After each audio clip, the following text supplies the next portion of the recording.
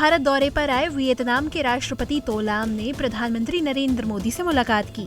दोनों नेताओं के बीच प्रतिनिधिमंडल स्तर की बातचीत भी हुई।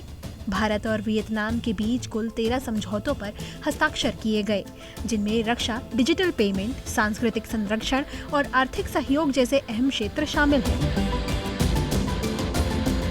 प्रधानमंत्री मोदी ने कहा कि वियतनाम भारत की एक्ट ईस्ट पॉलिसी और विजन ओशन का अहम स्तंभ है और हिंद प्रशांत क्षेत्र को लेकर दोनों देशों की सोच एक जैसी है।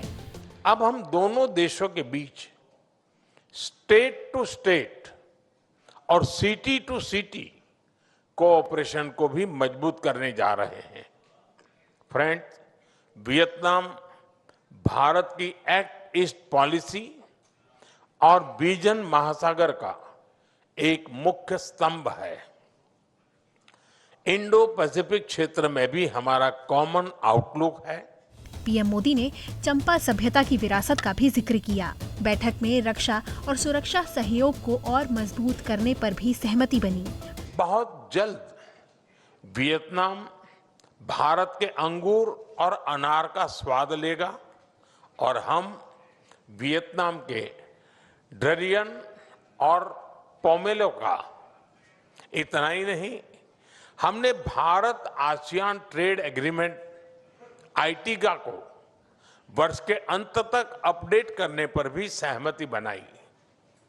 इससे भारत और आसियान के सभी देशों के बीच ट्रेड और इन्वेस्टमेंट को नई ऊर्जा मिलेगी। माना जा रहा है कि हिंद प्रशांत क्षेत्र में चीन की बढ़ती सैन्य गतिविधियों पर भी चर्चा हुई।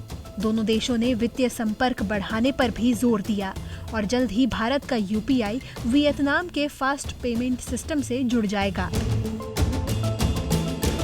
वियतनाम के राष्ट्रपति तो लाम ने कहा कि दोनों देश राजनीतिक भरोसे को और गहरा करेंगे।